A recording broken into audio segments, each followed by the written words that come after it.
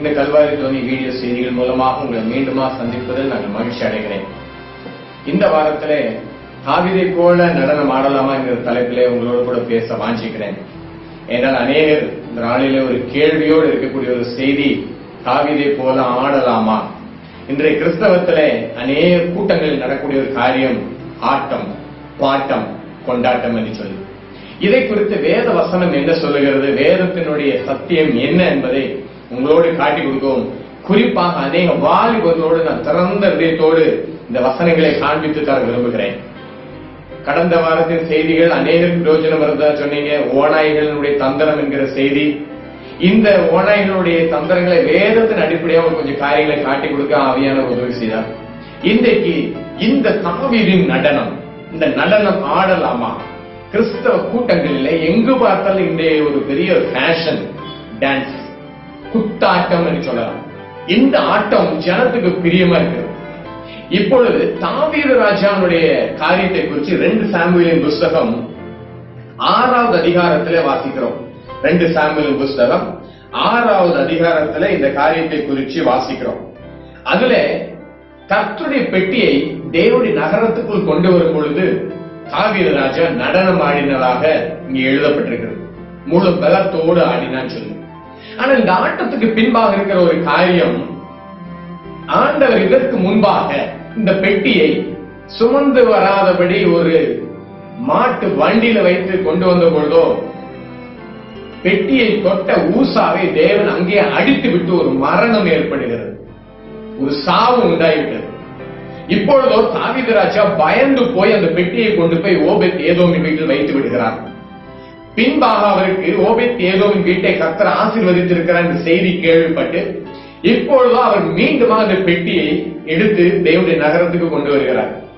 அவருடைய ஆட்டத்தினுடைய ஒரு காரியம், ஒவ்வொரு அடிக்கும் பல காளைகளை பலியிடுகிறார்கள்.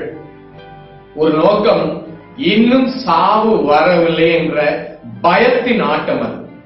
தேவனுடைய கோபாக்கினை நம்மேல் விழவில்லையே, ஆண்டவர் இன்னும் நம்மேல் பொறுமையா இருக்கிறார், பிரியமா இருக்கிறான்ற ஒரு எண்ணத்தோடு தாவீது ராஜா அதை ஆடினான் நேரத்தை வாசிக்கிறோம். ஏனென்றால் 6:14 தாவீது சணல் நூல் ஏபோத்தை தரித்துக் கொண்டு தன் முழு பலத்தோடும் கர்த்தருக்கு முன்பாக நடனம் பண்ணினான். சணல் நூல் என்பது தேவ சமூகத்திலே தாழ்த்தக்கூடிய ஒரு காரியம். ராஜ்ய வஸ்திரம் தரிக்கவில்லை, உபவாசத்துக்கு பயன்படுத்தக்கூடிய ஒரு காரியம். தேவனுக்கு முன்பாக பயத்தோடு நடுக்கத்தோடு நடுங்கி இந்த காரியத்தை செய்கிறார்கள். அந்த நேரத்தில் அவர் ஆடுகிறார். இங்கே நடக்கக்கூடிய குத்தாட்டம் அல்ல, யூதர்களுடைய சில நடனங்கள் உண்டு. ஒருவர் ஒரு கை கோர்த்து அவர்கள் செய்யக்கூடிய ஒரு ஆட்டம். இந்த தாவீதினுடைய டான்ஸுக்கு பின்பாக இருக்கிறது பயம். பயம். இன்றைக்கும் நாம் பயம் இல்லாமல் ஆடிவிட்டு தாவீது ராஜா ஆடவில்லையான்னு சொல்லி கேட்கிறோம். ஐயோ தேவ ஜனங்களே, தாவீது ராஜாவின் நடனத்தை நீங்க இங்கே கொண்டு வராதீர்கள். தாவீது ராஜா பயத்தில் ஆடினார், நடுங்கி நடுங்கி ஆடுகிறார். தேவனுடைய வல்லமை எப்பேற்பட்டது, அவருடைய மகத்துவம் எப்பேற்பட்டது, அவருடைய கோபாக்கினைகளை குறித்து ரெவரன்ஸோடு ஆடுகிறார். இதே யாத்திராகமம் புஸ்தகத்தில் 32வது அதிகாரத்தை அங்கேயும் ஒரு ஆட்டத்தை பார்க்கலாம். மோசே மலையின் மேல் ஏறின பொழுது கீழே இஸ்ரவேல் ஜனங்கள் ஒரு கன்றுக்குட்டியை உருவாக்கினவர்களாக, அந்த கன்றுக்குட்டியை குறித்து யாத்திராகமம் 32வது அதிகாரத்துல 3-4 வசனத்தை வாசிப்போமானால், ஜனங்கள் எல்லாரும் தங்கள் காதுகளில் இருந்த பொன் அணிகளை கழற்றி ஆரோனிடத்திலே கொண்டு வந்தார்கள். அவள் கையிலிருந்து அவன் அந்த பொன்னை வாங்கி சிற்ப கருவியினால் கருப்பிடித்து ஒரு கன்று குட்டியை வார்ப்பித்தான். அப்பொழுது அவர்கள், இஸ்ரவேலரே, உங்கள் எகிப்து தேசத்தில் அழைத்துக் கொண்டு வந்த உங்கள் தெய்வங்கள் இவைகளே என்றார்கள்.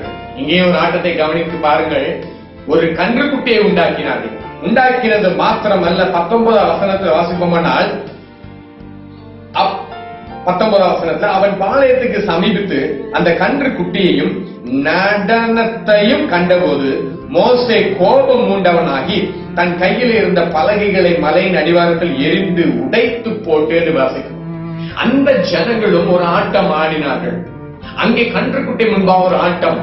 அருமையான தேவஜனமே, இன்றைய சபைகளில் அநேக இடங்கள் நான் சொல்லுவேன், இந்த கன்றுக்குட்டியின் ஆட்டமே தேவ பயம் இல்லை, தேவனுடைய மகத்துவங்களை அறியவில்லை, தேவனை குறித்து ஒரு அறிவும் இல்லை. ஆட்டம் பாட்டம் என்று சொல்லி ஓடுகிறோம். வாலிபர்களே, தயவு செய்து தப்பிக்கொள்ளுங்கள். இதுவல்ல வேதம் காண்பிக்கக்கூடிய ஆராதனை, வேதம் காண்பிக்கக்கூடிய சந்தோஷம் இதுவல்ல. உங்களுக்கு கொஞ்சம் காரியங்களை காட்டி கொடுக்க விரும்புகிறேன். சங்கீத புஸ்தகத்துல 2வது அதிகாரத்துல அருமையான வசனம் உண்டு. சங்கீத புஸ்தகத்துல 2வது அதிகாரத்துல கர்த்தருடைய அழகான வார்த்தையை வாசிக்கிறேன். 2:11 வசனம் வாசிச்சீங்கன்னா, பயத்துடனே கர்த்தரை சேவியுங்கள், நடுக்கத்துடனே களி கூறுங்கள். பயத்துடனே கர்த்தரை சேவியுங்கள். நன்றாக கவனிங்கள். அந்த தாவீதினுடைய சங்கீதம், ராஜாவின் சங்கீதம் சொல்ற ஒரு காரியம், பயத்துடனே கர்த்தரை சேவியுங்கள். பயத்துடனே. ஏனென்றால் serve the Lord with fear and rejoice with trembling. Rejoice with trembling. நீ சந்தோஷப்படு, பயத்துடனே சந்தோஷப்படு. அவர் எவ்வளவு பெரியவர், அவருடைய மகிமையை நீ கண்டு உயிரோடு இருக்க முடியுமோ? எவ்வளவு உன்னதமான தேவனை ஆராதிக்கிறோம். ஆட்டமோ பாட்டமோ குத்தாட்டமா பண்ணிக்கிறோம். ஐயோ தேவ பிள்ளைகளே, இது கன்றுக்குட்டி நடனங்கள். கன்றுக்குட்டி நடனம் இன்றைக்கு ஜனத்துக்கு பிரியமா இருக்கிறது. ஆனால் அன்று யாத்திராம புஸ்தகத்திலே அந்த நாளிலே கன்றுக்குட்டி நடனங்கள் நாடின அநேகர் சங்காரமாக்கப்பட்டார்கள். நீயும் சங்காரமாகாதபடி எச்சரிக்கை. தாவீது ராஜாவினுடைய வாழ்க்கையிலே அவருடைய நடனத்தை, அந்த நடனத்திற்கு முன்பாக நடந்த காரியமோ கர்த்தருடைய ஊழியத்தை கர்த்தருடைய விருத்தலை செய்யாதது நிமித்தமாக ஒரு மரணம் ஏற்பட்டதை மறந்து விடாதே. மரணம் தேவன் கோபாக்கனை செலுத்துகிறவர். அவருடைய கிருபை இன்றைக்கு நம்ம என்ன வேணும் செய்யலாம் என்பதற்கு அர்த்தம் அல்ல. கிருபையா இருக்கிறார். இது கிருபையின் காலம். அந்த கிருபையின் காலம் என்பது எதை வேண்டுமானால் செய்வதற்கான அனுமதி காலம் அல்ல. அவர் இன்றைக்கும் பயபக்திக்குரியவர். அவர் பயங்கரமானவர். 1 நாளாகமம் 16வது அதிகாரம் 25 வசனம், கர்த்தர் பெரியவரும் மிகவும் துதிக்கப்படத்தக்கவருமாயிருக்கிறார். எல்லா தேவர்களிலும் பயப்படத்தக்கவர் அவரே. He is to be feared above all gods. He is to be feared.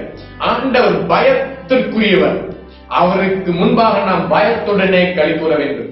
பயத்துடனே அவர் சமூகத்தில் நிற்க வேண்டும். பயத்துடனே அவரை நாம் ஆராதனை செய்ய வேண்டும். எபிரேயர் நிருபத்தில 12வது அதிகாரத்தை வாசிப்போமானால், எபிரேயர் 12ஆம் அதிகாரத்தில 28ஆம் வசனம் இப்படியா சொல்கிறது, ஆகையால் அசைவில்லாத ராஜ்யத்தை பெறுகிறவர்களாகிய நாம் பயத்தோடும் பக்தியோடும் தேவனுக்கு பிரியமாய் ஆராதனை செய்யும்படி கிருபையை பற்றிக் கொள்வோம். நம்முடைய தேவன் பட்சிக்கிற அக்கினி. புதிய ஏற்பாட்டிலே காட்டி கொடுக்கிற சத்தியம். அருமையான தேவ பிள்ளைகளை, ஒருவேளை உனக்கு இந்த ஆட்டம் பெரிய கொண்டாட்டமாக தெரியலாம். முடிவில் நிலைமை ஐயோ, முடிவில் நிலைமை பரிதாபம். நீ பயத்துடனே ஆராதனை செய்து நடுக்கத்துடனே கர்த்தரை சேவிக்க வேண்டும். ஏன்னா நம்முடைய தேவன் பட்சிக்கிற அக்கினி. அவர் பட்சிக்கிற அக்கினியா இருக்கிறார் என்பது உங்களுக்கு தெரியுமா? உங்களுக்கு தெரிய வேண்டிய சத்தியம். அவர் புதிய ஏற்பாட்டின் காலம் என்பதனாலே அவருடைய எந்த காரியமும் மாறவில்லை. அவர் அதே தேவன். பழைய ஏற்பாட்டின் காலத்திலே தண்டனைகளை உடனுடனே கொடுத்த தேவன் இன்றைக்கு மாறாதவர். ஆனாலும் இது கிருபை நாட்கள். இன்றைய கிருபை நாட்களை போக்கடிக்காதீர்கள்.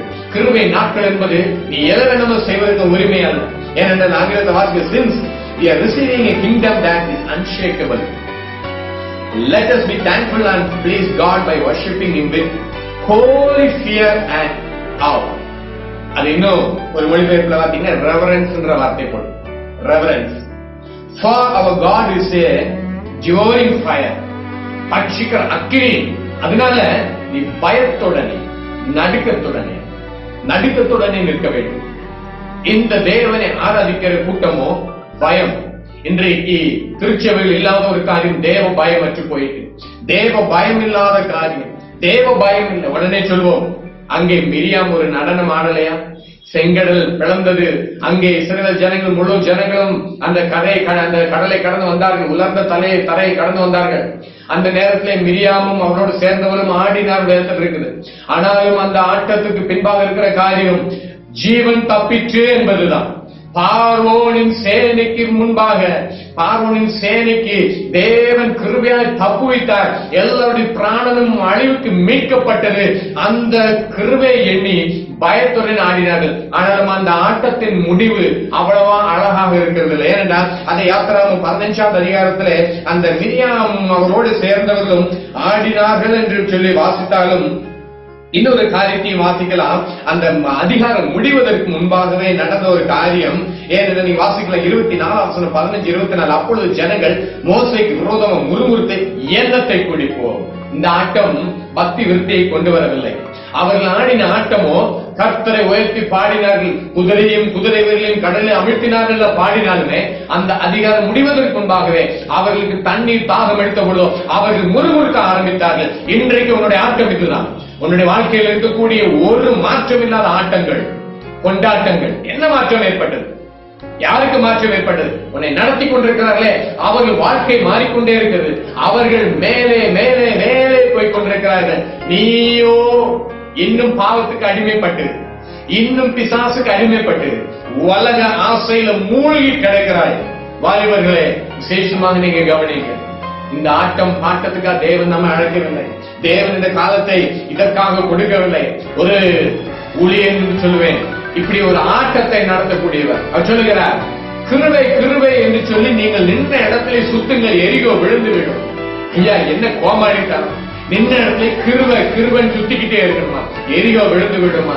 எங்கே எரிகோ விழுவதற்கு முன்பாக எத்தனை கீழ்ப்படுதல் உண்டு தெரியுமோ?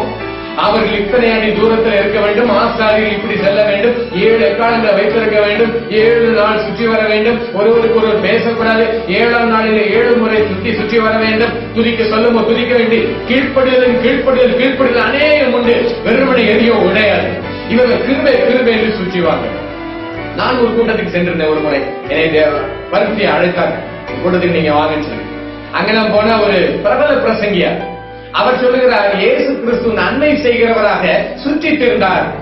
அப்போஸ்தலர் 10ஆம் அதிகாரத்தில் உள்ளது. இயேசு கிறிஸ்து நன்மை செய்கிறவரை சுற்றித் இருந்தார். ஆக நீங்கள் எல்லாரும் உங்கள் கைக்குட்டைகளை எடுத்துக்கொண்டு சுத்த ஆரம்பிங்கள். இயேசு நன்மை செய்கிற சுற்றித் இருந்தார் சொல்லி அங்க இருக்கிற அனைவரும் சுற்றினார்கள்.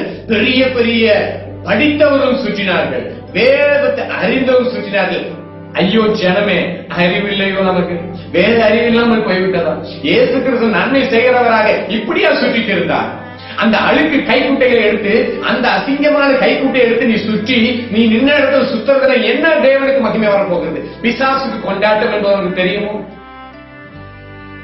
அங்கே நானும் அங்க நின்று கொண்டு பார்த்துட்டு இருக்கிறேன். எனக்கு இதுல உடன்பாடு இல்லை. உடனே அவர் மேடையிலிருந்து பார்த்து சொல்றாரு, என்ன மரக்கட்ட மாதிரி நிக்கிறீங்க? அடுத்த நிமிஷம் நான் வெளியே இருந்து சொல்றேன், மரக்கட்ட மாதிரி நிக்கிறீங்க, கோமாளிகள் ஐயா. இதுவா தேவனுடைய வசனத்திற்கு நீ பிரசங்கிக்கிற பிரசங்கி? இயேசு கிறிஸ்து நன்மை செய்கிறவராக இப்படி கைக்குட்டை எடுத்து சுத்திட்டா நின்னாரு.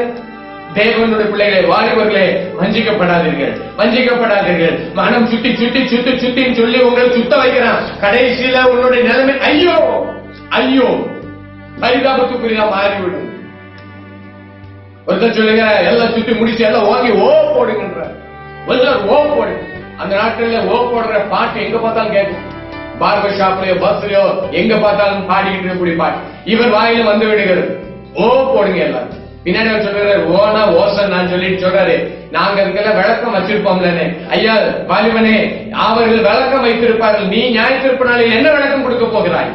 என்ன விளக்கம் கொடுக்க போகிறாய்? இவர்களோட நரித்தந்திரம் பிடித்தவர்கள் சரியான காரியத்தை கண்டுபிடித்து விடுவார்கள் பின்னாடி. அந்த வாலிபர், நீங்கள் ஞாயிற்றுனால தேவ சமுத்திரம் நிற்கும் போதோ தனிமையா நிற்க வேண்டுமே, அன்றைக்கு என்ன விளக்கத்தை கொடுக்க போகிறீங்க? கோராகு அவனுடைய கூட்டத்தை குறித்து நீங்கள் வேதத்தில் வாசிக்கலாம். 8ஆம் புத்தகத்துல 16ஆம் அதிகாரத்துல கோராகு கலகம் செய்து தேவனுக்கு விரோதமாக எழும்பின கோராகு மட்டும் சாகவில்லை, அவனோடு சேர்ந்த 250 பேரும் செத்து மடித்தார்கள் என்பது உனக்கு தெரியுமோ? இவர்களை பின்பற்றி இவரோடு சேர்ந்து ஆடுகிறவர்களே, நீங்களும் அந்த கோபாக்களில் பங்கடைவீர்கள் என்பது உங்களுக்கு தெரியுமோ? நீங்கள் தெரியாதுன்னு சொல்ல முடியாது. உங்களுக்கு வேதாகம் கொடுக்கப்பட்டிருக்கிறது, இந்த வேத புத்தகம் கொடுக்கப்பட்டிருக்கிறது. இதையும் தாண்டி நீங்கள் செய்யக்கூடிய அவரோடு உடந்தைகளுக்கு உங்களுக்கும் கணக்கு உண்டு. நீங்களும் அதற்கு கணக்கு ஒப்புவிக்க வேண்டும். ஆதி சபையிலே இப்படிப்பட்ட தேவ பயம் இல்லாமல் நின்ற அனனியா சப்பிராரை கர்த்தர் அடித்தார் என்பதற்கு தெரியுமா? இன்றைக்கு தேவன் பொறுமையா இருக்கிறார், ஒவ்வொருவரும் பொறுமையா இருக்கிறார். அதனால என்ன வேணா ஆடலாம் என்பதில்லை. அங்கே அவர்கள் ஒரு மாய்மாலமான ஒரு ஆட்டம் ஆடினார்கள் சொல்லலாம். அனனியா ஒரு ஆட்டம், சப்பீரால் பின்பாக வந்தவர்கள் ஒரு ஆட்டம் ஆடினாங்க. தேவன் அவர் அந்த இடத்துல அடித்து விட்டாருன்னு சொல்லுகிறது. அதே இடத்துல செத்து மடிந்தார்கள். உனக்கு அது தெரியும். ஆனா நானும் நீங்களும் இன்னைக்கு வேத வசனத்தை விட்டு விலகி போய்விட்டோம். இந்த வேதத்துக்கு வருவோம், இந்த வேதத்தை நேசிப்போம். வேதம் என்ன சொல்லுகிறது கொஞ்சம் கவனிங்கள். வேதத்தில் இன்னொரு ஆட்டம் இருக்கு. மார்க் 6வது அதிகாரத்துல ஒரு ஆட்டம் உண்டு. மார்க் 6வது அதிகாரத்துல நீங்கள் திருப்பிக் கொள்ளுங்கள், ஒரு நடனத்தை பார்க்கலாம். அந்த மார்க் 6வது அதிகாரத்தில் ஏரோது என்கிற ஒரு நரி, ஏரோது என்கிற கள்ள நரிக்கு ஒரு பிறந்த நாள் வருகிறது. அந்த ஏரோதினுடைய பிறந்த நாளில் அன்று அவளுடைய மகள் அங்கே ஆட்டம் ஆடுகிறாள். அவள் ஒரு ஆட்டம் ஆடுகிறார். வேதத்திலே வாசிப்போமான மார்க் 6வது அதிகாரத்தில் 22 வசனத்துல ஏரோதியாளின் குமாரத்தி சபை நடுவில் வந்து நடனம் பண்ணினாள். நடனம் பண்ணி கடைசியில் அவள் செய்த காரியம் என்னவென்று தெரியுமா? ஒரு உத்தம ஊழியனுடைய கழுத்தை வாங்கி விட்டாளே. யோவான் ஸ்நானனின் கழுத்தை வாங்கிவிட்டு ஒரு சிறு பிள்ளை அவள் கையிலே ஒரு தலையை வைத்துக் கொண்டு போகிற அளவுக்கு பிசாசினால் வஞ்சிக்கப்பட்டதை மார்க் 6வது அதிகாரத்தில் வாசிக்கலாம். இந்த ஆட்டம் தான் நீங்க ஆடுகிறோம். அநேக ஊழியர்களே, நீங்கள் இந்த ஏரோதியாளின் குமாரத்தை போல் அநேகர் ஆட வைக்கிறீர்கள். கடைசியில உன்னுடைய நிலைமை ஐயோ, இவருடைய நிலைமை ஐயோ. இந்த ஏரோதியன் குமாரத்தின் ஆட்டம் முடிவிலே ஒரு உண்மையான தேவனுடைய தீர்க்க தரிசியை கொலை செய்து விடுகிறது. இன்றைக்கு இந்த ஆட்டங்களும் கடைசியில் இதைத்தான் முடிய போகிறது. கொஞ்சம் எச்சரிக்கையா இருங்கள், கொஞ்சமா எச்சரிக்கையா இருங்கள். கடைசியில சத்தியத்தை அறிவிக்கிறவருடைய கழுத்தை வெட்டக்கூடிய நிலைமைக்கு உங்கள் ஆட்டம் முடிந்துவிடும். நீ மனம் திரும்பு. இந்த மாதிரியான ஆட்டத்துக்காக தேவன் நம்மை அழைக்கவில்லை. ஒரு ஊழியக்காரர் எப்படியாவது சொல்லி அனுப்புகிறார். நீங்கள் எல்லாம் பஸ்ல போகும்போது கடைசி சீட்ல போய் உட்காந்து தகிடத்தான் சொல்லி பாடிட்டு போங்க. ஐயா முட்டாள்களே, தகிடத்தான் நீ வாலிபர்களை சொல்ல வைக்கிறீர்கள். என்ன பிரயோஜனம் உண்டாக போகிறது? அவர்களுக்கு என்ன பக்தி விருத்தி உண்டாக போகிறது? பிறருக்கு என்ன பக்தி விருத்தி உண்டாக போகிறது? தகிடத்தான் சொல்லுங்க. என்னையா தகிடத்தான் சொல்றதுக்கு? எனக்கு மேடை ஏறிவிட்டால் எல்லா சுயநினைவையும் இழந்து போய் விடுவீர்களோ? கூட்டத்தை பார்த்து விட்டா நீ என்ன பேசுறோம் உனக்கு தெரியாம போய் விடுறதோ? போதை ஏறி விடுகிறதோ? தகிடத்தான் பின்னாடி சீட்ல உட்கார்ந்து ஆடுன்றான். என்ன ஆட்டம் ஆடுது? நீ குத்தாட்டம் ஆடிக்கிட்டு இருக்கியா? நீ சினிமா நடிக்கணும்னு ஆசைப்பட்டு அந்த வாய்ப்பு கிடைக்காதனால நீ கிறிஸ்தவத்தில் நடிக்கிறீர்களோ? அநேகர் நடிச்சுட்டு இருக்கிறாங்க. ஒருத்தர் மைக்க தூக்கி இப்படி போட்டு பிடிச்ச உடனே வாலிபர்களா அப்படி கை தட்டி குதிக்கிறாங்க. என்னையா சாதனை? நீ மைக்கு தூக்கி போட்ட உடனே அப்படி சினிமா நடிகர்களுடைய ஞாபகம் வருகிறது வாலிபர்கள் போனது தெரியுமா? ஏரோது ஆண்டரை அடித்தார். ஜனங்கள் எல்லாம் சேர்ந்து சொல்றாங்க, ஐயோ இவர் தேவ சத்தம் சொன்ன பொழுதோ ஜனங்களுக்கு அடி விழல, ஏரோதுக்கு அடி விழுந்தது. ஐயோ தேவனுடைய ஊழியத்தை செய்கிறவர்களே, நீங்கள் ஒழுங்காக செய்ய விட்டால் தேவன் உங்களை அடிக்கக்கூடிய காலம் வந்து விட்டது. தேவன் அடிப்பார். நீ மைக்கு தூக்கி போட்டு சினிமாக்காரர் மாதிரி கையை கால ஆட்டோட ஜனங்கள் அப்படி விசில் அடிக்கிறான். என்ன விசில்? எதுக்கு விசில்? யாருக்கு நீ விசில் அடிக்கிற? செத்த பணத்தை தூக்கி போக விசில் அடிக்கிறான். நீ தேவனுடைய ஆராதனைக்குள்ள வந்து விசில் அடிக்கிறியே, உனக்கு அறிவு இல்லையோ வாலிபனே? இதுவா ஆராதனை? இதுவா தேவன் விரும்பக்கூடிய காரியம்? இதெல்லாம் தான் உனக்கு பெரிய சந்தோஷத்தை கொடுக்குதா? முடிவில் உன் நிலைமை ஐயோ தெரியுமா? ஐயோ. ஒருவேளை இந்த செய்தி உனக்கு கடினமா இருக்கலாம், ஆனால் பாரத்தோடு உன்னோடு பேசிக் கொண்டிருக்கிறேன். இந்த ஆட்டத்தை விட்டு வெளியே வா, இந்த ஆட்டத்தை விட்டு வெளியே வா. சொல்லு, எல்லா வியாதியும் வெளியே போயிரு. எங்க பைபிள் இருக்குது? வியாதி போயிருமா வெளியே? உன் பிரச்சனையில வெளியே போயிருமா? ஐயா என்னையா அது? குடிகாரன் தான் குடிச்சிட்டு அவனுக்கு எல்லாம் போயிருச்சா? அவனுக்கு என்ன வெளியே போச்சு? உங்களுக்கு என்ன பேசுறோம் என்று தெரியவில்லையா ஊழியர்களே? இன்றைய நாட்களின் கொடுமை உனக்கு தெரியுமா? ஆமான்கள் பெருகி ஒருவித ஜனங்களை அழிக்க வேண்டும் என்று சொல்லி தேசமெங்கிலும் தூக்கு மரங்களை செய்து கொண்டிருக்கிற நேரத்திலே நீ ஆடுகிறாயோ? உன்னை தூக்கில போடும்படியாக சத்துருவானாகிய ஆமான் செய்கிற சதி இன்றைக்கு தேசமெங்கிலும் பெருகி நிற்கிற நேரத்தில் நீ ஆடிக்கொண்டிருக்கிறாயா? உனக்கு ஐயோ, உனக்கு ஐயோ. இந்த ஆட்டத்தை தேவன் வெறுக்கிறார். இன்றைக்கு உனக்கு ஒரு வாய்ப்பு. இது நீ ஆடக்கூடிய காலம் அல்ல. எஸ்தரை போல நீ ஆட வேண்டிய காலம், நீ புலம்ப வேண்டிய காலம், தேவ சமூகத்தை நோக்கி ஜெபிக்க வேண்டிய காலம். இன்று நீ ஆடுவாயானால் உன் நிலைமை பரிதாகும். அன்றைக்கு ஆமானுடைய சதிகளை உண்மையிலே அழுது ஜெபித்த எஸ்தர் மூலமாக முறியடித்து அவன் செய்த தூக்கு மரத்தை ஆமானை போட்டார்கள். ஆனா இன்றைக்கு நீயும் உன் தலைமையில கத்தி தொங்கிக்கிட்டு இருக்கிறது தெரியாம நீ தகிடத்தான் ஆடிக்கிட்டு இருக்கிறையோ? எத்தனை ஊழியர்கள் நின்று விட்டது உனக்கு தெரியுமோ? எத்தனை குழந்தைகள் மத்தியில் செய்யப்பட்ட ஊழியர்கள் தேசத்தில் நிறுத்தப்பட்டாயிற்று உனக்கு தெரியுமோ? எத்தனை ஏழைகளை பராமரித்து வந்த பராமரிப்புகள் எல்லாம் நிறுத்தப்பட்டது உனக்கு தெரியுமோ? நீ ஆடுகிற தகிடத்தா என்ன தகிடத்தா? ஓ போடு பொய்யர்களே, ஜனங்களை வஞ்சிக்காதீங்க. அருமையான வாலிபர்களே, இவர்களை விட்டு நீங்க வெளியே வாங்க. தயவு செய்து இந்த கூட்டங்களுக்கு நீ போகிறதா இவருடைய துர்க்கிரியர்களுக்குள்ள பங்கு உங்களுக்கும் உண்டு, உங்களுக்கும் உண்டு, மறந்து விடாதீர்கள். இன்றைக்கு மல்கியா புஸ்தகத்திலே 1வது அதிகாரத்திலே ஒரு வசனம் உண்டு. மல்கியா புஸ்தகத்திலே ஒரு அதிகாரம் உண்டு. ஏன்னா மல்கியா நமக்கு தெரிந்ததெல்லாம் 3:10 தசமபாகம் சொல்லி மல்கியா 1வது அதிகாரத்தில் இருக்கக்கூடிய வசனத்தை வாசிக்கிறேன். 6வது வசனத்தை வாசிப்போம். அன்று சொல்ற குமாரன் தன் பிதாவையும் ஊழியக்காரன் தன் எஜமானையும் கனம் பண்ணுகிறார்களே, நான் பிதாவானால் என் கனம் எங்கே? நான் பிதாவான என் கனம் எங்கே? நான் எஜமானால் எனக்கு பயப்படும் பயம் எங்கே? இன்றைக்கு தேவ பயம் அற்று போய்விட்டதை கிறிஸ்தவத்துக்குள்ளாக. ஒழுக்கக்கேடுகள், ஒழுங்கீனங்கள். நான் பிதாவான கனம் எங்கே? அவருடைய கனத்தை நீங்கள் திருடி விடுகிறீர்கள். உங்களுக்கு தெரியுமோ? ஆண்டவர் நாமத்திலே கூடி ஆண்டவர் ஆராதிக்கிறோம் என்கிற பெயரிலே நாங்கள் பாடுகிறோம், கொண்டாடுகிறோம் என்ற பெயரிலே அவருடைய கனத்தை நாம் திருடி விடுகிறோம். கனம் எங்கே? நான் பிதாவான என்னுடைய கனம் எங்கே? அவருக்குரிய கனம் எங்கேயா? நல்ல கவனிங்க.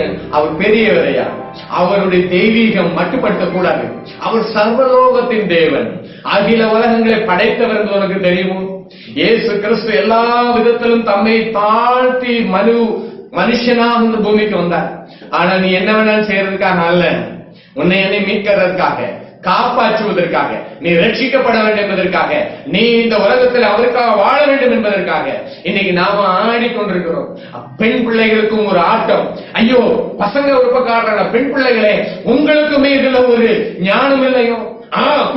குதிக்கிறீர்கள். எவ்வளவு அவலட்சணம் ஐயா, எவ்வளவு அவலட்சணம்! இதுக்கு பேர் ஆராதனையா? இதுல 2 பெண் பிள்ளைகள் பேசினத ஊழியக்காரரை உனக்கு நான் சொல்றேன், கவனி. ஒரு ஊழியக்காரன் இப்படி ஆடி முடிச்சோடனே 2 பெண் பிள்ளைகள் பேசின காரியம், எடி உன் ஆள் இன்னைக்கு கலக்கிட்டான்னு சொன்னான். உன் ஆள் இன்னைக்கு கலக்கிட்டான். ஐயோ ஏறோது குழந்தை அடி உனக்கு விழப்போது, ஊழியனே மனம் திரும்பு, உன் ஆட்டத்தை நிறுத்தி விடு. உனக்கு ஆள் இன்னைக்கு கலக்கிட்டான். என்ன நீ பேர் வாங்குற?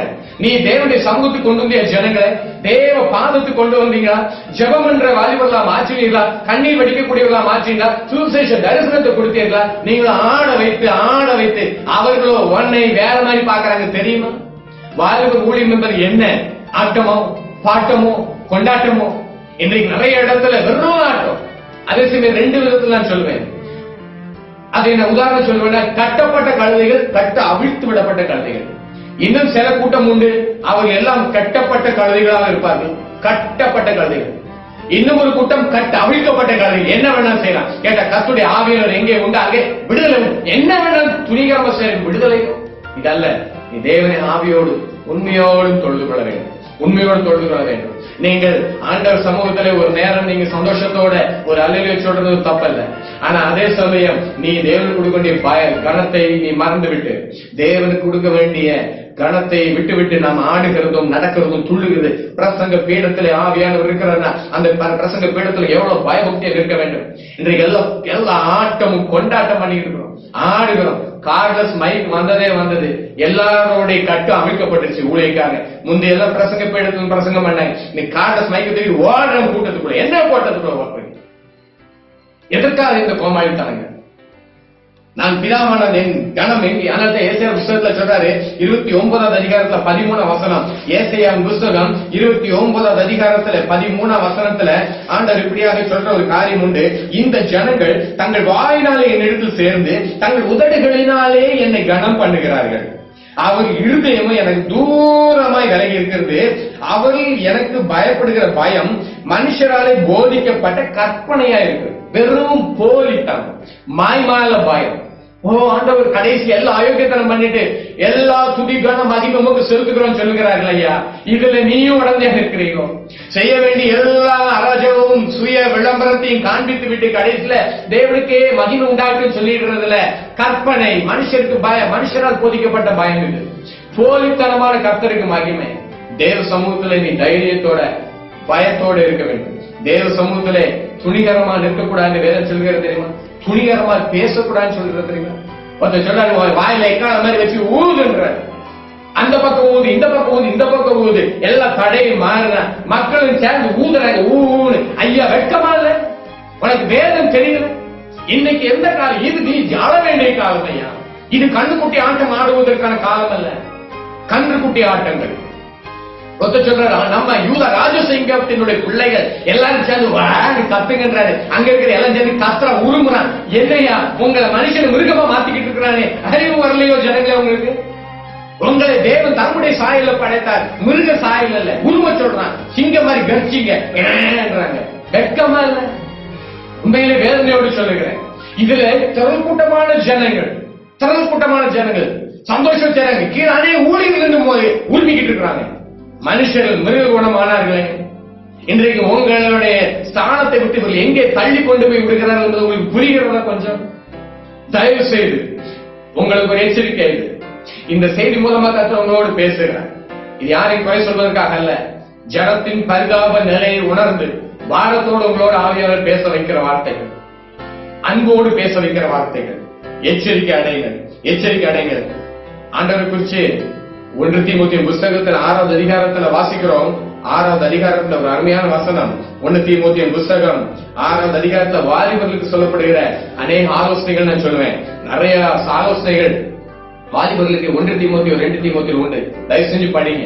இதுல என்னெல்லாம் எழுதப்பட்டு படிங்க. போட்டுக்கிட்டு, ஒருவராய் சாவாமை உள்ளவரும், சேரக்கூடாத ஒளியில் வாசம் பண்ணுகிறவரும், மனுஷரில் ஒருவரும் கண்டிராதவரும், காணக்கூடாதவருமா இருக்கிறவர், அவருக்கே கனமும் நித்திய வல்லமையும் உண்டாயிருப்பதாக. ஆமென். ஒருவரை சாவாமை உடையவர். அர்த்தம் தெரிகிறதா உங்களுக்கு? அவர் சேரக்கூடாத ஒளியில் வாசம் பண்ணுகிற என்ற வார்த்தையினுடைய அர்த்தம் புரிகிறது. அவர் எவ்வளவு பெரியவர், அவர் இவ்வளவு கீழ்த்தரமா நம்ம ஆராதனையா? இது புத்தாட்டமும் கொண்டாட்டமும் கர்த்தருக்கு பிரியமா இருக்குமோ? இதுல பக்தி விருத்தி அடைவீர்களோ? இதுல உங்க வாழ்க்கை மாறுமோ? உங்களுக்குள்ளாக ஆவியானவர் கிரியை செய்ய முடியுமோ? வேண்டாத காரியம். உங்களுடைய எமோஷனை தூண்டி விட்டு உங்களை அப்படியே ஆட வைக்கிறார்களே. வாலிபர்களே, உன்னுடைய நிலைமை குறித்து கொஞ்சம் கவனி. நீ எதை விரும்புகிறாய்? வெளிப்படுத்தல வாசிக்கலாம். சரி, பரலோகத்தை பார்ப்போமே. இங்க எல்லாம் பைபிளை பார்த்தாச்சு. பரலோகத்துல என்ன செய்யறாங்க? வெளிப்படுத்த 4வது அதிகாரத்திலே அங்கேயும் ஆராதனை உண்டு. அந்த ஆராதனை எப்படி இருக்கிறதுன்னு சொல்லி வெளிப்படுத்த 4வது அதிகாரத்துல வாசிச்சீங்கன்னா அங்க இருக்கக்கூடிய காரியம் 10வது வசனத்துல 24 மூப்பர்களும் சிங்காசனத்தின் மேல் வீற்றிருக்கிறவருக்கு முன்பாக வணக்கமாய் விழுந்து சதா காலம் உயிரோடு இருக்கிறவரை தொழுது கொண்டு தங்கள் கிரீடங்களை சிங்காசனத்துக்கு முன்பாக வைத்து, கர்த்தாவே, தேவரீ, மகிமையும் கனத்தையும் வல்லமையும் பெற்றுக் கொள்கிறதற்கு பாத்திரராய் இருக்கிறீர். நீரே சகலத்தையும் சிருஷ்டித்தீர். உம்முடைய சித்தத்தினால் அவைகள் உண்டாயிருக்கிறவைகளும் சிருஷ்டிக்கப்பட்டவைகளுமா இருக்கிறது என்றார்கள். அவர்கள் வணக்கமாய் விழுந்தார்கள். பயத்துடனே தேவனை சேவித்தார்கள். தங்களுக்கு கொடுக்கப்பட்ட கிரீடங்களை எல்லாம் அப்படியே தரையில வைத்தாங்கயா. அவங்க ஆடல, குதிக்கல, துள்ளல. ஆண்டவருக்கு முன்பாக பயம், ரெவரன்ஸ், அவருக்குடைய கனம், அவருடைய தெய்வீக தன்மையை மட்டுப்படுத்தாதீர்கள். அவருடைய தெய்வீக தன்மை இன்றைக்கு மட்டுப்படுத்தப்படுகிறது. அவரை இன்றைக்கு எல்லாருக்கும் முன்பாக நீங்கள் சிறுக ஆக்கி கொடுத்திருக்கிறீர்கள். அவர் பெருக வேண்டும் என்பதுதான் வேதம் காண்பி தருகிறது. ஊழியர்களே, உங்களுடைய அயோக்கியத்தனத்தினாலே, உங்களுடைய சுய விளம்பரத்தினாலே, உங்களுடைய பிரபலமாக வேண்டும் நோக்கத்தினாலே நீங்களோ ஆண்டவரை சிறுக வைத்திருக்கிறீர்கள் என்பது உங்களுக்கு தெரியுமோ? வாலிபர்களே, நீங்கள் கவனமாயிருங்கள். பரலோகத்தின் காரியம் இன்னொரு காரியத்தை வாசிக்கலாம். அதே வெளிப்படுத்த புஸ்தகத்துல 1வது அதிகாரத்துல யோவான் அப்போஸ்தலன் அவர் தன்னுடைய அனுபவத்தை எழுதுகிற 1வது அதிகாரத்துல 17ல, நான் அவரை கண்டபோது செத்தவனை போல அவர் பாதத்தில் விழுந்தேன். அப்பொழுது அவர் தம்முடைய வலது கரத்தை என்மேல் வைத்து என்னை நோக்கி, பயப்படாதே, நான் முந்தினவரும் பிந்தினவரும் உயிருள்ளவருமா இருக்கிறேன். ஐயா, இயேசு கிறிஸ்துவினுடைய மார்க்க சாய்ந்திருந்த யோவான் அப்போஸ்தலன். இந்த யோவான் அப்போஸ்தலனோ மகிமையிலே கர்த்தரை கண்ட பொழுதோ, நான் அவரை கண்டபோது செத்தவனை போல விழுந்தேன்றாரு. என்ன, யார் நிற்கக்கூடும் அவர் முன்பாக? அவருக்கு முன்பாக யார் நிற்கக்கூடும்? குமாரன் கோபம் கொள்ளாமலும் வழியிலே நீங்கள் அழியாமல் இருக்கும்படி அவரை முத்தம் செய்கிறது என்று சொல்கிறது. அவரை கண்டபோது செத்தவனை போல விழுந்தேன். நடந்தேன் தெரியுமா? ஆண்டவர் யோவான் அப்போஸ்தலனை தூக்கி எடுத்து பயப்படாதேன்னு சொல்றார். பயந்தாரையா? இந்த தேவனை நீங்கள் ஆடுகிறீர்களோ? கைக்குட்டை தூக்கி வச்சு சுத்துவீர்களோ? பரிதாபம். உண்மையே வரக்கூடிய கோபாக்கனை நீங்க நிறைய பேர் ஆடினவர் வாழ்க்கையில பார்த்துட்டு இருக்கிறோம். நிறைய பேர் ஆடினவருக்குள்ள வேறு ஆவிகள் புகுந்திருக்கிறதை பார்க்கிறோம். ஆட்டம் ஆட்டம் ஆட்டம் ஆட்டம் சொல்லி இன்றைக்கு அந்த ட்ரம்ஸும் அது இது டம்மு டம்மு டம்மு டம்முன்னு அடிக்கிறோமே. எந்த ஆட்டம் இப்படி இருந்தாலும் சரி, அங்கே வேறு ஆவிகள், அந்நிய அக்கினி என்பதை மறந்து விடாதீர்கள். பரிசுத்த ஆவியர் இப்படிப்பட்ட இடங்களில் ஒரு நாள் எந்த கிரியும் செய்ய போவதில்லை. அவர் விலகி நிற்கக்கூடியவராக இருப்பார். அவர் விலகி நிற்பார். இன்றைக்கு தேசத்தில் நடக்கக்கூடிய காரியங்களை கொஞ்சம் கண் திறந்து பாருங்கள் தேவ பிள்ளைகள். தேசத்தில் நடக்கிற காரியங்களுக்கு தெரியுமோ? அனிதா போன்ற ஏழை மாணவிகள் தங்களுடைய எதிர்காலங்களால் சிதைக்கப்பட்டது நினைச்சு தூக்கு போட்டு தற்கொலை செய்து கொண்டிருக்கிற நேரத்தை நீ ஆடுகிறாயோ? யாரு முடிவில் ஒரு நிலைமை பரிதாபம். அந்த பிள்ளைகள் தங்களுடைய வாழ்க்கையில அவங்களுடைய எதிர்கால நினைவு கனவுகள் எல்லாம் உடைக்கப்பட்டுச்சு, எல்லாம் போய்விட்டது. ஆனா அப்படிப்பட்ட பிள்ளைகள் எத்தனை பேர், எத்தனை அனிதாக்கள் இந்த தேசத்துல இன்னைக்கு அழிந்து கொண்டிருக்கிறார்களே. நீ ஆடுகிறாய், நீ ஆடு. அப்படிப்பட்டவர்களுக்கு அழக்கூடியவங்க யாராவது இருந்தீங்கன்னா நீ விலகி தனியாக அழுகிறதுக்கு தான் ஆண்டனை கொண்டு வந்திருக்கிறார். இது அழ வேண்டிய காலம். விவசாயிகள் குடும்பம் செத்து மடிகிறார்கள் ஐயா. அவர்கள் கூட்டம் கூட்டமா சாகிறார்கள். விவசாயத்துல நஷ்டத்து மேல் நஷ்டம், விலை கிடைக்கிறதுன்னு சொல்லி அவர்கள் இன்றைக்கு மடிந்து கொண்டிருக்கிற நேரத்தை நீ ஆடுகிறாயோ? ஆடு. முடிவிலே உன்னுடைய நிலைமை ஐயோ. ஜெபிக்க வேண்டிய ஒரு விலகி வாருங்கள். இந்தியா தேசம் எங்கிலும் இன்றைக்கு வேலை வாய்ப்புகள் அப்படியே போய் கிடக்கு. எல்லா இடத்துலயும் வேலை வாய்ப்பு போய் கிடக்கு. வேலை வாய்ப்பு இல்ல, வேலை வாய்ப்புக்கு கஷ்டம், வேலை இல்ல, வேலையில்லா திண்டாட்டம், வாலிபர்கள் படித்தவர்களுக்கு வேலை இல்ல. நீ ஆடுகிறாயோ? நீ ஆடு. முடிவிலே உன் நிலைமை என்னதான் இருக்கும் தெரியுமா? முடிவிலே உன் நிலைமை என்னதான் இருக்கும்? சிறு சிறு தொழில்கள் எல்லாம் மூடிக்கிட்டு இருக்கிறாங்க. நீ ஆடுகிறாயோ? உன் நிலைமை ஐயோ. இன்றைக்கு எத்தனை மூட பழக்கத்தினாலே சிறு பிள்ளைகளை கொண்டு பலி கொடுக்கிறாங்க ஐயா. சின்ன பிள்ளைகளை பலி கொடுக்க வேண்டிய கட்டாயத்துல அதே குடும்பங்கள் தள்ளப்படுறாங்க. இப்படிப்பட்ட நிலைமையில் நீ ஆடுகிறாயோ? நீ ஆடு. முடிவிலே உன் நிலைமை பரிதாபம். அழ வேண்டிய நாட்கள் ஐயா, அழ வேண்டிய நாட்கள். கிறிஸ்து இல்லாமல் ஒரு நாளைக்கு கிட்டத்தட்ட 44,000 பேர் செத்தும் அடிகிறார் என்பதற்கு தெரியுமோ? நீ அழ வேண்டிய நாட்கள் இது என்பது அவனுக்கு தெரியுமா? மொத்தம் 1,51,000 பேர் உலகம் செத்து மடிகிற ஒரு நேரத்துல, ஒரு நாளைக்கு ஒரு நிமிஷத்துல 105 பேர் செத்து மடிகிறார்கள். நீ ஆடுகிறாயோ? ஆடு. முடிவில் ஒரு நிலைமை கருதாகும். வாலிபர்களே, நீ அழுவதற்கு விலகினான். நீ அழ வேண்டியவங்க. இது அழ வேண்டிய காலம், கண்ணீர் வடிக்க வேண்டிய காலம், ஆடக்கூடிய காலம் இது அல்ல. ஆண்டவர் கிருபையாய் கூட்டி கொடுக்கிறார். கிருபையாய் இந்த நாட்களை கூட்டி தந்திருக்கிறார். ஆடுவதற்கும் கொண்டாடுவதற்கு அல்ல, நீ அழுவதற்காக கூட்டி தந்திருக்கிறார், அழுவதற்காக கொடுத்திருக்கிறார். ஒருவேளை உணவு கிடைக்காம ஒவ்வொரு நாளும் ஒரு 10 செகண்ட் ஒரு பிள்ளை சாகுது உனக்கு தெரியுமா? ஊழியனே, நீ பெரிய கோட்டும் சூட்டும் விதவிதமான ஷூவும் போட்டு முடியும் அது எழுதி வச்சு பெரிய ஸ்டைல் காட்டுறிய, ஒரு நிமிஷத்துல ஒரு செகண்ட் ஒரு பிள்ளை சாகுது தெரியுமோ? நீங்களும் ஆடம்பர ஆட்டங்களை ஆடி வாலிபர்களை ஜெபிக்க வைக்க வேண்டியவர்கள், குடும்பங்களை ஜெபிக்க வைக்காதபடி அவர்களை என்னென்னமோ சொல்லிக் கொண்டிருக்கிறோமே. பரிதாபம். பிள்ளைகள் சாப்பாடு கிடைக்காதனால கறியை தின்றாங்க. அந்த விறகுல அடுப்பு கறி எடுத்து தின்னு பழைக்கிறாங்க. உனக்கு தெரியுமா? பிள்ளைகளுக்கு சாப்பாடு கொடுக்க முடியாதனால பெற்றோர் சாராயத்தை அவங்க வாயில ஊத்தி விட்டுறாங்க. சாயங்காலம் வரைக்கும் அப்பதான் அந்த பிள்ளைங்க தூங்கிக்கிட்டே இருக்கும் சொல்லி. அப்படிப்பட்ட சூழ்நிலையில என்னை எத்தனை குடும்பங்கள் கொண்டு உனக்கு தெரியுமோ? நீ ஆடுகிறாயோ? நீ ஆடு. முடிவில தேவன் உன்னை நியாயத்தில் கொண்டு நிறுத்துவார். அதனால்தான் வாலிபர்களுக்கு சொல்லுகிறார், உன்னுடைய வாலிப வயசுல நீ என்ன முடிவுல உன்னை தேவன் நியாயத்திலே கொண்டு வருவார். ஒருவேளை நீ சொல்ல முடியாது, இவர்கள் எல்லாம் என்னை ஆட வைத்தாங்க, அவங்க துள்ள வச்சாங்க, குதிக்க வச்சாங்க, அங்கங்க விசிலடிக்க வச்சாங்க, கை கட்ட வச்சாங்க, ஊழலிட வச்சாங்க, உரிமை வச்சாங்கன்னு நீ சொல்லலாம். ஆண்டவர் சொல்றாரு, உன வேதத்துல நீ என்னத்தை படிச்ச? வேதம் கொடுக்கப்பட்டிருக்கிறது. இந்த வேதம் உனக்கு அந்நிய காரியமா மாறிட்டு. இந்தியாவில் ஒரு நாளைக்கு 3000 பிள்ளைகள் செத்து மடிக்கிறார்கள் உணவு இல்லாம. உணவு சம்பந்தமான வியாதிகள் உனக்கு தெரியுமா? இந்த பிள்ளைகளுக்கு யார் கணக்கு கொடுக்க வேண்டும்? யார் கணக்கு? நீங்கள் ஆடுகிறதா ஆடுங்க. ஆனா ஒண்ணு, தேவன் இதை இருக்கிறார் என்பதை உங்களுக்கு நான் சொல்ல வாஞ்சிக்கிறேன். இதை தேவன் அனுமதிக்கிறது இல்லை. ஏன்னா வேதம் சொல்லுகிறது, சங்கீதம் 126:5 கண்ணீரோடு விதைக்கிறவர்கள் கம்பீரத்தோடு இருப்பார். இந்த காலம் கண்ணீரோடு விதைக்கிற காலம், கண்ணீரோடு அழ வேண்டிய காலம் ஐயா. தேசத்திலே நடக்கக்கூடிய ஒவ்வொரு காரியங்களுக்கு கண்டு நீ அழுது புலம்ப வேண்டிய காலம், நீ ஆட வேண்டிய காலம் இதுவல்ல. இது ஆடுவதற்காக கொடுக்கப்பட்ட நேரம் அல்ல. கண்ணீர் வடிக்க வேண்டும், சுவிசேஷத்தை அறிவிக்க வேண்டும், ஆண்டவருடைய அன்பை நீ காண்பித்து தர வேண்டும், சாட்சியாய் வாழ வேண்டும். நீ ஜெபிக்கிறவனா மாற வேண்டும், கண்ணீர் வடிக்கிறவனா மாற வேண்டும். கண்ணீர் வடிக்கிறவனா மாறணும்னு சொல்ல 4 நாட்கள் தந்திருக்கிறார். கண்ணீரோடு நீ விதைத்தால் கம்பீரத்தோடு அனுப்பி. லூக்காவின் புத்தகத்தில் 6வது அதிகாரம் 21 வசனம் இப்படியே சொல்லுது, இப்பொழுது அழுகிற நீங்கள் பாக்கியவான்கள், இனி நகைப்பீர்கள். இப்ப அழுகுத்தீங்கன்னா இனி நகைப்பீர்கள். இப்ப நீ ஆடுனா இனி ஆடுவார். முடிவு செய்து கொள்ளுங்க. ஆனால் இன்னைக்கு நம்ம செய்யக்கூடிய அநேக காரியங்கள், ஆண்டவர் நாமத்தினால் செய்யக்கூடிய அநேக கோமாளித்தனங்களுக்கு வேதத்தை ஆதாரமா எடுக்கிறோம், வேதத்தை ஆதாரமா எடுத்துக்கிறோம். மறந்து விடாது, நம்முடைய தேவன் பட்சிக்கிற அக்கினியா இருக்கிறார், பட்சிக்கிற அக்கினியா இருக்கிறார். தேவனுடைய பிள்ளைகளே, வாலிபர்களே, குறிப்பாக வாலிபர்களுக்காக நான் பேசுகிறேன். நீங்கள் உங்களை விட்டு தயவு செய்து வெளியே வாங்க. இல்லாவிட்டா நான் சொல்ல முடியும், உங்க வாழ்க்கையில ஒரு ஆசீர்வாதம் கிடையாது. நீ வெறும் துள்ளிக்கிட்டு இருக்கலாம், வெறும் ஆடிக்கிட்டு இருக்கலாம். முடிவுல நரகத்தினில் போய் ஐயோ அங்கே புலம்பலும் தவிப்பும் தான் உண்டு. அங்கே வெறும் புலம்பல் உண்டு. பாடல்கள் நல்லா இருந்துச்சு. நானும் நிறைய ஊழியக்கான பாடல்களை நான் நேசித்தேன். நல்ல நல்ல பாடல்கள் இருக்குது. ஆனா இன்றைக்கு அவர்கள் மூலமா செய்யப்படுகிற காரியங்களோ வேதனை தருகிறது, பரிதாபமாக இருக்கு. இன்னைக்கு ஒரு விஷயம் கூட நம்ம தற்பது செய்வோம். ஆண்டுகளை கொடுத்த நாட்கள் அல்ல இது. நீ ஜெபிக்கவும் அவருடைய ஊழியத்தை செய்யவும். அநேக சுற்றிலும் அழிந்து கொண்டிருக்கிறாங்க. கண்ணீர் வடி. இயேசு கண்ணீர் வடித்தார்.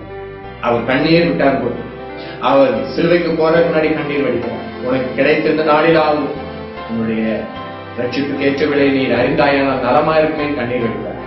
கண்ணீர் வடிப்போம். இந்த ஆட்டக்காட்டில விட்டு தயவு செய்து வெளியே வாருங்கள்.